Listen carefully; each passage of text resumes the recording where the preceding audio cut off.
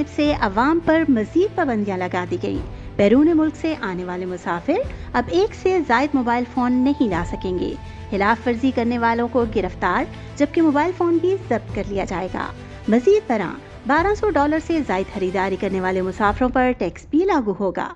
ख्याल किया जा रहा है कि इस इक़दाम से आम आदमी जो 4 पैसे बचाने के लिए अच्छी चीज़ बैरून मुल्क से पाकिस्तान लाते हैं, वो लोग ऐसा नहीं कर सकेंगे। जबकि ये खबरें भी गर्दिश कर रही हैं कि शायद इस फैसले को वापस ले लिया जाए, क्योंकि ये अवाम के साथ सरासर ज्यादती और जुल्म के मुतरादिफ है। ऐसे इक़दाम से ना ही मुल्क चलता है और ना ही हुकूमतें।